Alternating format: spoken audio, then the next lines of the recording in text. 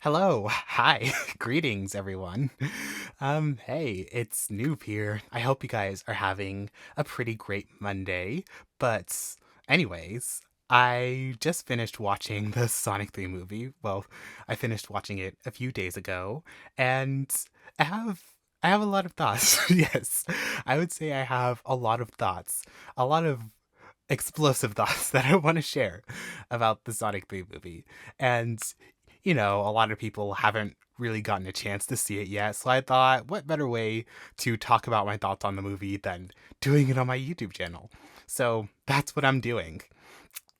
Of course, I just wanted to give out some basic disclaimers before I really get into my thoughts, but yeah, this is just going to be a space for me to talk about the Sonic 3 movie in all capacities, so spoilers will be abound.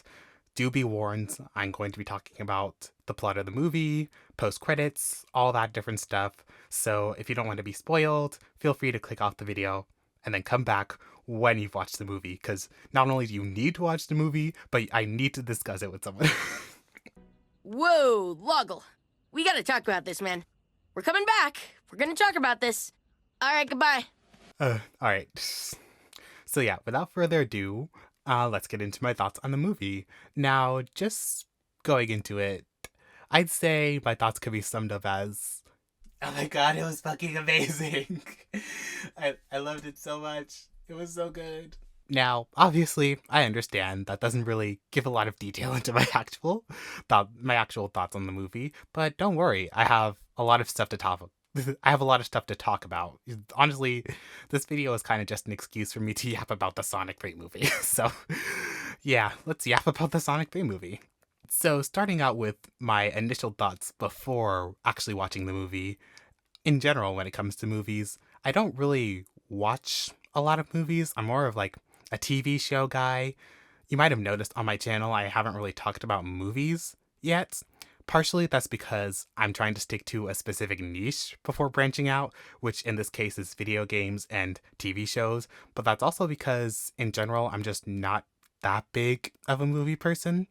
I mean, I think it says a lot that my favorite movies are the Powerpuff Girls movie and all of the Sonic movies. Even then, they're literally just adaptations of their original TV shows. So I don't know what that says about me, but story to unpack for another day. So anyway, I was naturally very excited about the Sonic 3 movie. I had already watched the first two movies and I really, really enjoyed them. I know there were a lot of naysayers on social media. Well, I guess maybe not naysayers, but people who were a lot more critical of the movie than I was. Some for good reasons, others for not so good reasons. The discourse that spawned from this movie series was something to behold.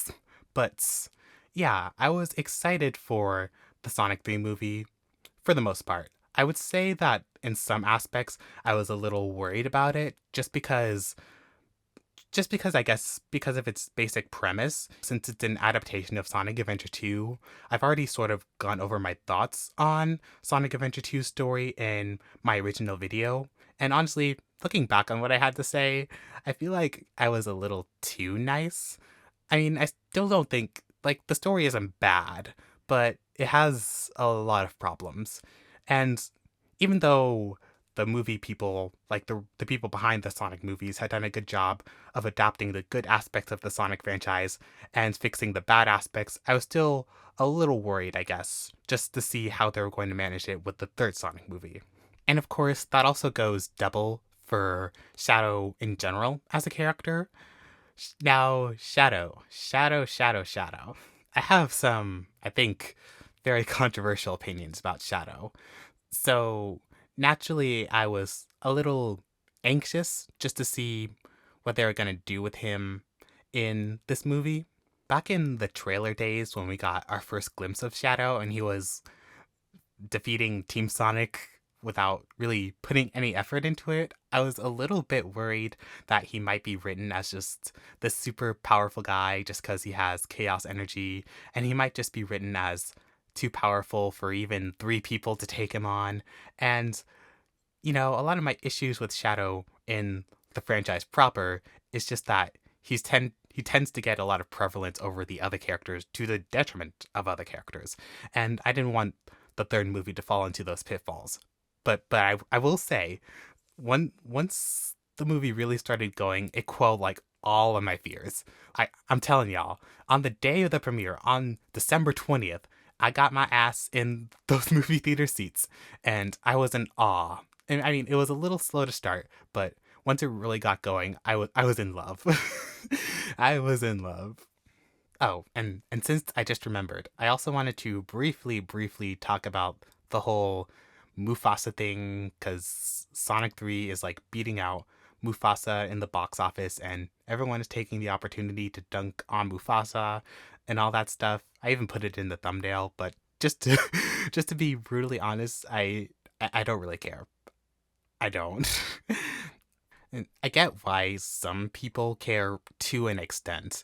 After years of Sonic, the franchise being this punching bag among the gaming community, I feel like it's gotten to some of us, and just to have this moment where we're able to finally turn the tides, I can understand why a lot of people are really taking this opportunity to just celebrate, sort of. But just me personally, I don't really care that much. Didn't care about Mufasa going into the movie, didn't care about Mufasa going out of the movie. Essentially, Disney, like all companies, kind of suck. And soulless live action adaptations, like all soulless live action adaptations, kind of suck. So, not really much to talk about.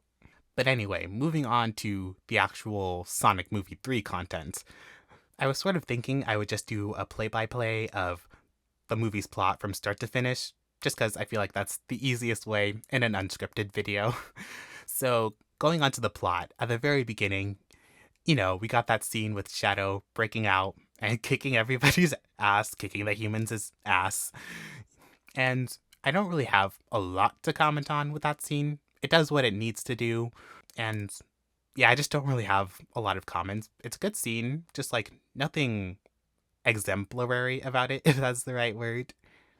But moving on to sort of the meat of the story, we get this little racing sequence with Sonic, Tails, and Knuckles, and then Tom and Maddie are like egging them on. And I actually really like this sequence just because of how it subverted the trope of Sonic being the fastest.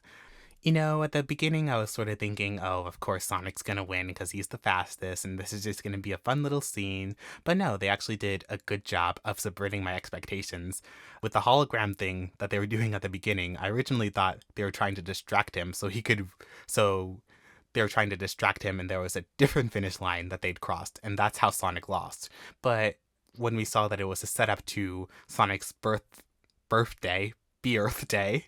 I actually thought that was a really heartwarming scene, just like really fun. We got a lot of fun sequences with Sonic and all the other characters, and it was just a really nice setup into everything. And also that transition into Sonic's cave from the first movie, just seeing how much he's grown since then, how much his character has developed.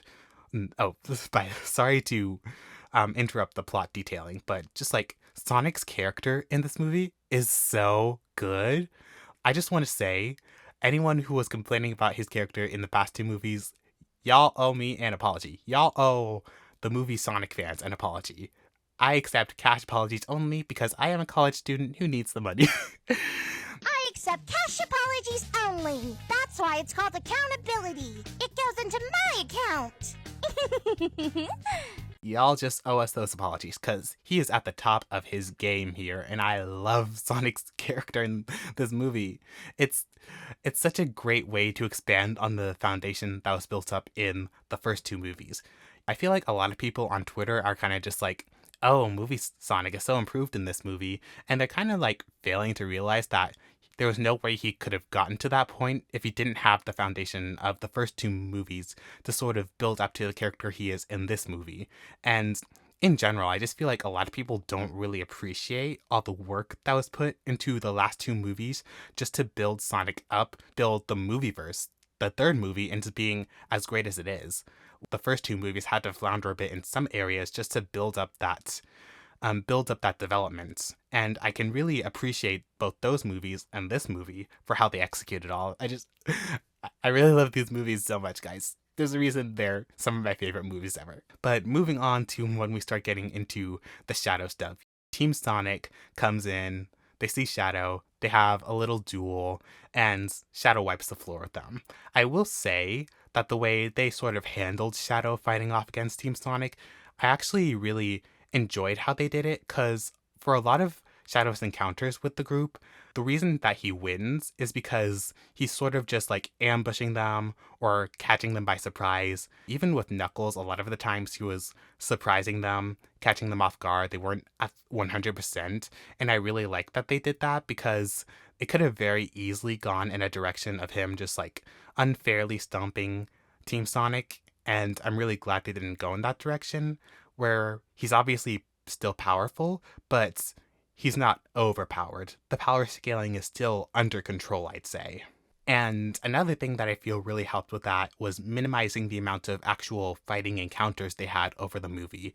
Like I said, I feel like if this happened too many times, it could have raised some issues with power scaling, especially with Shadow, but the fact that it didn't really happen all that much probably was a blessing in disguise, a good decision on the writer's part, and helped keep the suspense up. So after that whole sequence with Shadow, we eventually transition over to Team Sonic hanging out with Gun and eventually going to the Chow Garden, which, by the way, I love a lot of stuff in this movie, but I also loved how they did the Chow Garden scene.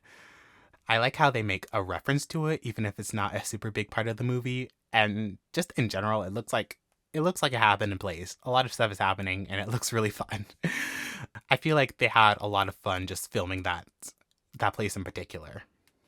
But anyway, since this is kind of where we start going into Shadow's backstory and all that, I feel like now is a good time to talk about my overall thoughts on Shadow in this movie. And oh god damn, I love the way Shadow is used in this movie. I feel like this is his best incarnation. In general, I still have to watch Prime, and I don't know if there's maybe IDW. I haven't read the IDW comics, so maybe he's pretty good there. But just like in general, I love the way he was executed in this story. I think the thing that really won me over and the thing that was really missing from Sonic Adventure 2's story was just seeing his actual bond with Maria. Because in Sonic Adventure 2, we were told their relationship and even saw some flashbacks of it, but we never really saw how they came to see each other as close friends and build that bond between them. And I feel like having that large flashback in the movie, just having them hang out together and have fun together and build up that relationship, really did wonders for developing his character, Maria's character, and just selling their relationship. I especially liked that scene where they were both gazing under the stars and Shadow was kind of just comparing himself to that movie they were watching earlier.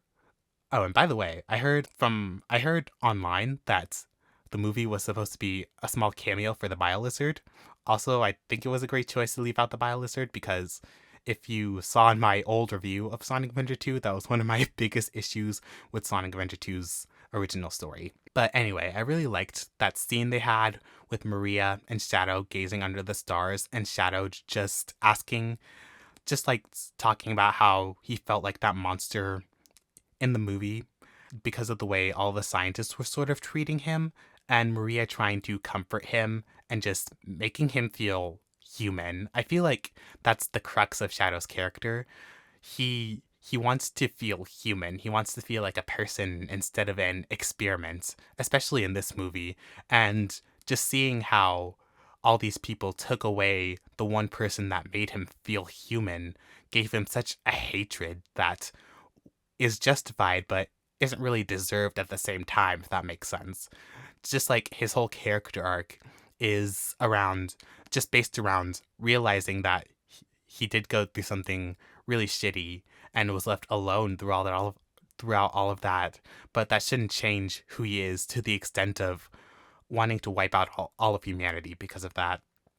And I don't know, this isn't really one of my scripted videos, obviously, so my thoughts are they're a little more scrambled, but I think that's basically like the crux of his arc, and I really loved seeing his progression. And though I think they could have gone a little more into that throughout the movie, I really liked how it was handled. But yeah, on the topic of Shadow's backstory and changes, they also did this thing where they changed up they changed up how he was handled in the movie a little bit. In the original, he was, I think, my memory is a little fuzzy, ADHD, but he was used to try and find a cure for Maria, who was suffering from an illness, whereas in the movie, he he was assumed to be an alien.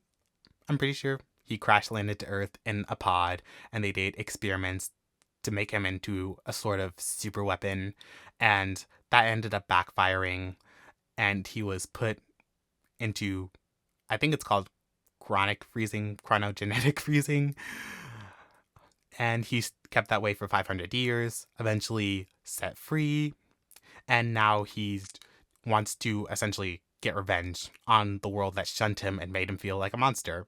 And the one person that did it was killed by said world. So, of course, we get that scene where Team Sonic and that guy from Gun are ambushed by, like, those Eggman drones that are being piloted by Gerald. So, that Gun guy... Look, I'm going to search his name up. Give me 1 second. Okay, his name is Commander Walters. Okay, so Commander Walters gives Sonic that launch key and trusts him not to let it fall into the wrong hands. But as we know, it falls into the wrong hands later on in the movie. But going back to the present, at that point in the movie, Team Sonic seeks out Eggman because they know he pilots those kind of drones. So we have a sort of partnership between Team Sonic and Eggman where they pinpoint the location of where the drones were sent out, and they investigate. They split up like old horror movie vibes. I actually expected them to call this out, but they didn't. One of the few times where I feel like a pop culture reference would have been expected, but I digress. So anyway, we have the scene of Shadow ambushing all of Team Sonic one by one, and then we have Eggman meeting up with Gerald. Oh, and Gerald Robotnik in this movie. Love him as well. In general, I just love the Robotniks in this movie. And I love the comedy they bring to this movie. Oh yeah, the comedy.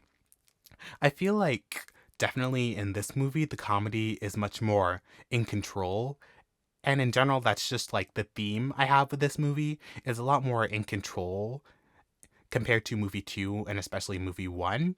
In movie 2, the comedy was still decent, but there were a lot of scenes, particularly with the wedding, where the comedy took priority when it probably didn't need to. But in movie 3, I feel like the comedy is very much in control. They know when to have those more comedic moments and those more dark moments, and it really works in the movie's favor. But yeah, in general, the Robotniks are just an absolute treat whenever they're on screen. I absolutely love the dynamic they have, and just like, it's just a whole bundle of silliness and seriousness, and I really love it. Oh yeah, and I also forgot about Agent Stone. Agent Stone. Now, I will say he was definitely a character that didn't interest me as much as the others, but I still think he had an interesting arc. Just in general, I did think that his arc was a little confused at some points. That scene where Tails is sort of explaining the concept of family, I thought that was building up to Agent Stone sort of realizing how toxic his dynamic with Eggman is and leaving him, but it was a little weird because later on in the movie, he kind of just leaves of his own accord, and then Eggman does that broadcast, and then he mentions Agent Stone, so it wasn't bad, it was just a little jarring. Definitely one of those moments where it felt like it was a plot point that was cut for time. But yeah, other than that, we get Team Sonic getting chained up, the villain's evil plan being revealed, and then they basically try to suck them into a black hole. And not really much to say. All of those were done excellently. I really loved all those scenes. So after Team Sonic manages to get free from the black hole using their team dynamic, they come to Tom and Maddie for help with getting the next launch key and stopping the villains from using the Eclipse Cannon, I believe it's called. And I also loved the scene where Tom and Maddie at first were just enjoying the peace and quiet without 3 boys to take care of. And then when they come back, they're like, we're in. It was so boring. I just love little things like this that show the dynamic between all these characters and how close they are. I just love it. I love this movie. So that's how we sort of transition into the secret mission they were on to disable the security and all the launch key, get the launch key and all that stuff. Now I feel like is as good of a time as any to talk about Tails and Knuckles in this movie. Now, first off, I just wanted to say I really loved how they properly managed their screen time in this movie. Like I said before, I feel like the screen time balance is much more in control compared to how it was in the second movie. Some characters like Tails didn't get as much screen time as they probably should have, while characters like some of the humans, Rachel, the guy she marries whose name I can't remember, I feel like they got a little too much screen time compared to some of the main characters. But here it's much more in control. Tails and Knuckles are still very important characters, even if they're not like the main characters compared to Sonic and Shadow. They're still very important characters, and they still get a lot of scenes that highlight their usefulness and also their character dynamics with Sonic. I feel like with Knuckles, he continues the great trajectory he had in the second movie, a good mix of being serious and being comical, the constant break glass in case of emergency. I'll admit I was a little confused on where that was going because I didn't realize that the dome around the gun headquarters, was actually a glass that he needed to break in case of emergency. But I actually really liked seeing him spring into action there and just saving the day. It was a really great scene, and like I said, I love his personality. Yeah, I just really like Knuckles in this movie. And with Tails, I feel like it's a bit of an interesting case because, honestly, to start off with, I have a lot of feelings about Tails as a character just in the Sonic franchise in general. And I feel like I need a whole character analysis video to really get into it. But I'll just say for like Sonic movie 2 and 3, it's Tails done right, I feel like. He strikes a good balance between being a child and actually being a genius, and executing some tactical plans. And like I said, with Knuckles, movie 3 really continues that great trajectory with Tails, and he has a lot of great plans, doing a lot behind the sidelines, and is generally executed really well. I probably have more thoughts that I'm missing out on, but I feel like they would really be good to cover in a character analysis video or reviews on the actual Sonic movies. So I'll just say that Tails and Knuckles, they're really great in this movie, and I really love them.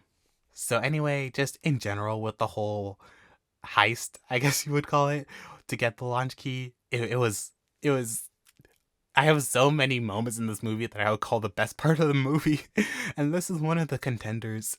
It was just such a riot from start to finish. I loved everything to do with Tom and Maddie, cloaking themselves to being Rachel and that other guy, and all of that stuff. And also just like, in general, I love how they found a way to incorporate some of the human characters without detracting from the main story. Really clever using that disguise stuff. And I really loved some of the comedy that came from that. And in general, it was just a really great scene on Team Sonic's part, Tom and Maddie's part, Eggman and Robotnik's part, Eggman and Gerald's part. And also the scene where Tails freaking floods the base. I loved that scene so much.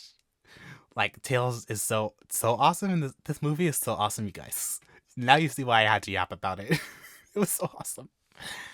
Of course, some shenanigans ensue when it seems like they're gonna get the launch key, but it turns out it was all a trick by, I'm looking it up, Director Rockwell. She set up a trap so they wouldn't get the launch key, the second launch key.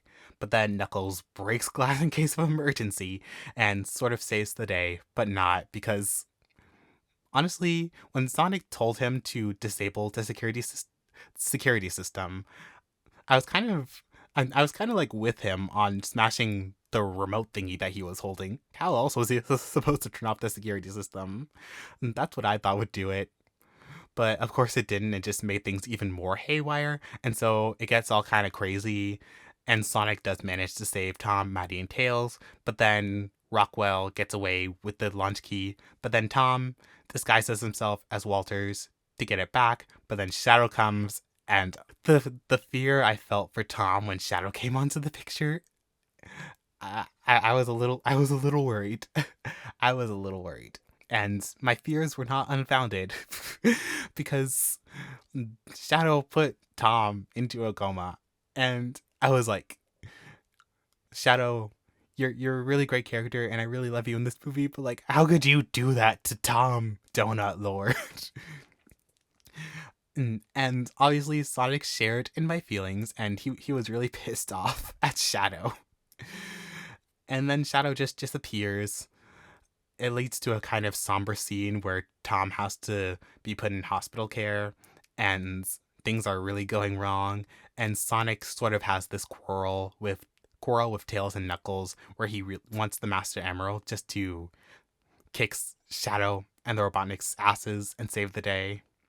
Oh, and I also didn't mention this before, but another thing I really liked about Knuckles' character, particularly in this scene, is how he sort of mentions the oath that they all made from carrying the Master Emeralds, that they would trust one another, and how he's still willing to abide by that oath, even if Sonic doesn't seem to be abiding by it. I just felt like it really showed his strength of character in that moment, his trust in his teammates, and I don't know if I'm explaining it well, but I felt like that was a really good shining character moment for him. So then Sonic gets the location of where to get the Master Emerald. He quote unquote gets through Wade's security system, which by the way, does anyone know if Wade getting the Master Emerald was set up in the Knuckles show? I haven't watched it, so I wouldn't know. But anyway, he gets the Master Emerald, goes super, goes to confront the Robotniks and Shadow.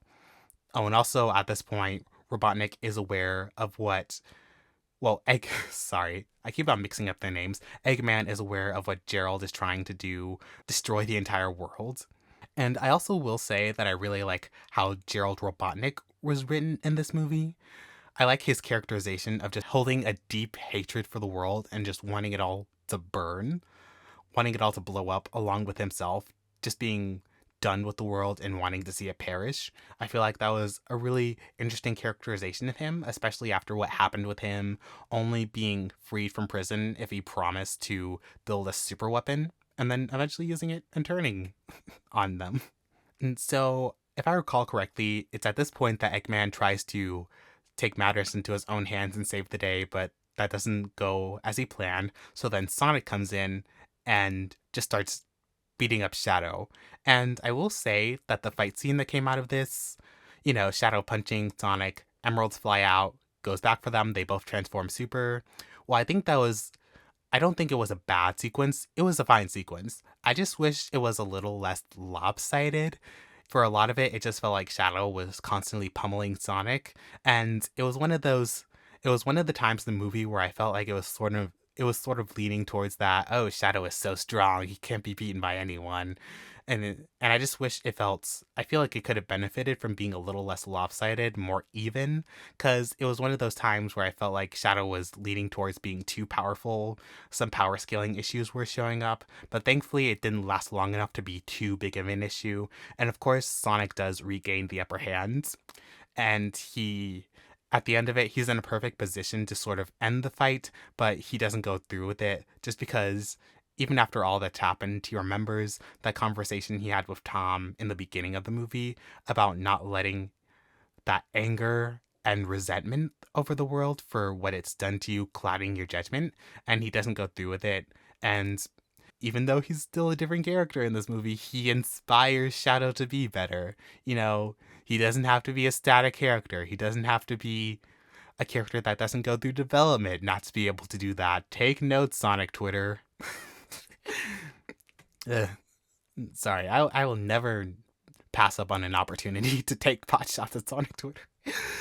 Don't go on Sonic Twitter, kids. Don't. You will regret it.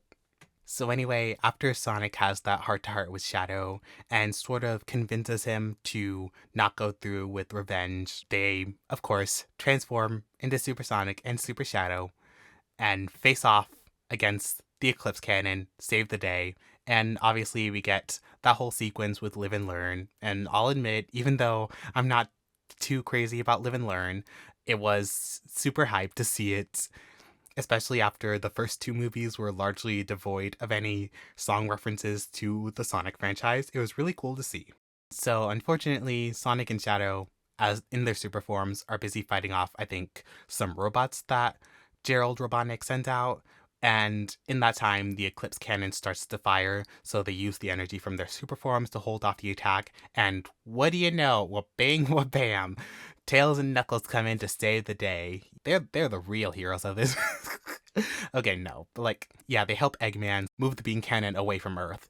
And during this, Sonic actually loses his super form and ends up plummeting to Earth. But Shadow manages to maintain it, and they are successful, but it does blow up the moon. I also loved that scene when I saw it. Again, it was another way to repurpose something that was seen in the original Sonic Adventure 2 and make it, I wouldn't say make it better. Well, maybe I would. Just improve upon it in certain ways, basically. But I also love that scene. I love a lot of scenes in this movie. So even though the beam was pushed away from Earth, I think it was that the Eclipse Cannon was it was going to crash into the Earth. And so Eggman and Shadow, yeah, I know, Eggman and Shadow both sacrificed their lives to save everyone on Earth, while Tails and Knuckles work together to save Sonic and make sure he doesn't crash towards the Earth. Eggman gets out that black hole thing they used earlier in the movie and uses it to destroy the Eclipse Cannon. It creates that comet, and Shadow also gets destroyed in the crossfire. I think he was holding the Eclipse Cannon in place so it wouldn't crash towards Earth. Correct me if I'm wrong. But they both sacrifice their lives, and of course Eggman does that final speech, gives his own form of gratitude to Agent Stone, and then gets sucked into the black hole. And Team Sonic is okay. They made it to Earth without a hitch. Sonic apologizes for how he was acting. They reinforce their team dynamic, and it's just team instead of Team Sonic, which I felt was just in general, that scene was really heartwarming. I love the continued development that they all went through. It was another really great scene. And with the ending, not too much to really say about that. It was a nice ending that neatly wrapped everything up. You know, thankfully, Tom was okay. He was the real MVP of this movie, guys. But yeah, thankfully he was okay. They have one final race to close out the movie, and end credits. Or actually, no, because at the post-credit scene, we get confirmation. We get confirmation about not only the fourth Sonic movie, but that Amy fucking Rose is going to be introduced into the cinematic universe. Now, I'll be honest, I was actually spoiled of the post-credit sequence a day before the movie premiered. But even when I found out, I was so excited because y'all might not know, but Amy is my second favorite character in the Sonic franchise. And even though I have some reservations about how she's been characterized throughout the franchise, not only was it so exciting to see one of my favorite characters get introduced into the universe, but with how good of a track record they had with fleshing out the characters in the cinematic universe, I knew I was in for a treat with Amy's character in, I think, in the next 2 years, 2027, yes. So yeah, I will say, and I also, Metal Sonic also made an appearance. So yeah, it seems like this is going to be adapting Sonic CD because of Metal Sonic and Amy Rose. And, I was also excited for Metal Sonic, but I was more excited for Amy Rose. So just in general, I'm very excited to see what they do with the fourth Sonic movie. Originally, I thought they would just stop at 3 and do some spin-offs, but no, it seems like they're really content with continuing it on. So I'm really excited to see what they have cooking up. I know some people have expressed some concerns about how they're going to top this movie since it was already so good, but I feel like they'll either just make the scale smaller, just have it be on a smaller scale than the third movie, just because it's based on Sonic CD, which had a lot less story elements, or they'll add some new elements in to raise the stakes and help it feel more on par with the stakes of the third Sonic movie. But either way, I am totally on board for this movie. I am so excited to see what they've got ready for Amy Rose. And maybe if we're lucky, they'll also be adding Cream the Rabbit, because she's been missing from the cinematic universe for too long. If you couldn't tell, she's my favorite Sonic character, and Amy is my second favorite. But yeah, I think that about covers everything for the third Sonic movie overall, I fucking loved it.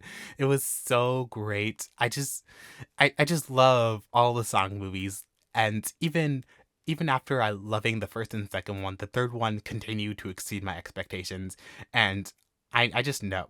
Well, I can pretty much guarantee that the fourth one will exceed my expectations because it has Amy Rose in it. I mean, come on. Amy Rose is my second favorite character, but even without all that, I'm just so happy to see where the cinematic universe is going, how much it's grown. Remember when we were all concerned about Sonic's hideous monstrosity back in 2019?